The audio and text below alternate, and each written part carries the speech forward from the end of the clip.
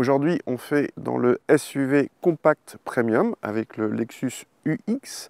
Alors, c'est le plus petit de la gamme Lexus avec au-dessus de lui le RX qui est le gros et ensuite le NX qui est le moyen. S'il y a une logique de nomenclature, en tout cas, il n'y a pas de correspondance entre la taille de l'engin et l'ordre alphabétique. Celui-ci fait donc 4,50 m.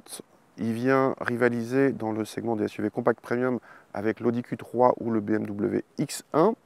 Il utilise la plateforme du CHR et n'est proposé en France qu'avec une seule motorisation hybride de 180 chevaux, c'est à peu près celle de la Toyota Corolla.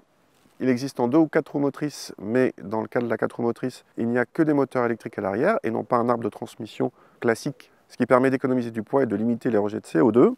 Notre modèle d'essai est en finition haut de gamme, exécutive, qui dépasse les 50 000 €, ce qui commence à faire cher quand même pour un SUV compact, tout premium soit-il.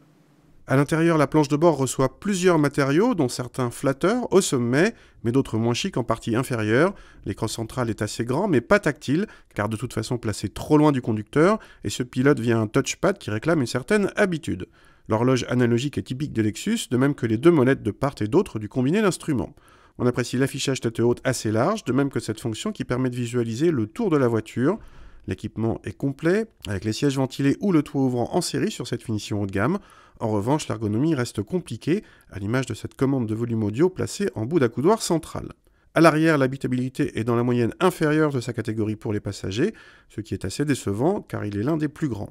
Pire, le coffre est tout simplement le plus petit de tout le segment des SUV compacts et souffre en plus d'un seuil de chargement très élevé. La version 2 roues motrices offre 30 décimètres cubes supplémentaires, ce qui en fait le deuxième plus petit du segment. Au volant de ce Lexus UX hybride, comme d'habitude avec la plupart des Toyota ou Lexus hybrides, on retrouve le même défaut, l'effet mobilette, l'effet CVT. Dès qu'on appuie franchement sur l'accélérateur, le moteur qui s'emballe et cette sensation de ne pas avancer en même temps. Ceci dit, c'est uniquement quand on appuie fort sur l'accélérateur, par exemple si on a besoin de doubler rapidement ou bien s'il faut relancer sur autoroute. Dans toutes les autres circonstances, on n'entend pas beaucoup le moteur et au contraire, cette transmission est très agréable, notamment en ville où elle est complètement dépourvue d'à-coups. Donc ça, c'est plutôt bien dans les circonstances d'une conduite coulée. Les performances sont suffisantes, on est à un petit peu moins de 9 secondes pour le 0 à 100. Malgré tout, sur un SUV premium à ce prix-là, on aurait aimé peut-être un petit peu plus pour aller pouvoir chatouiller les X1 et Q3 plus puissants. Mais au quotidien, ça suffit largement.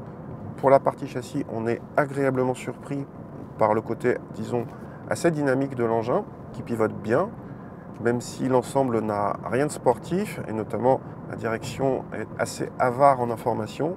Et pour le confort, c'est tout à fait correct, malgré les roues de 18 pouces de notre modèle d'essai. Donc le compromis est plutôt bien. Encore une fois, ce qui manque à ce UX, c'est peut-être une version un petit peu plus puissante, qui correspondrait mieux à son standard premium, et notamment à son prix assez élevé.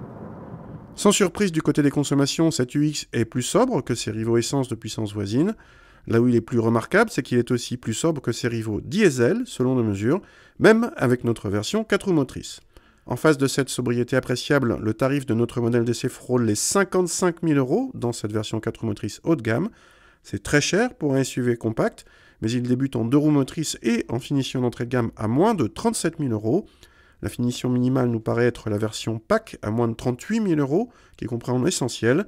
Les Q3 ou X1 sont plus chers à équipement équivalent et également plus spacieux, mais aussi plus gourmands à la pompe.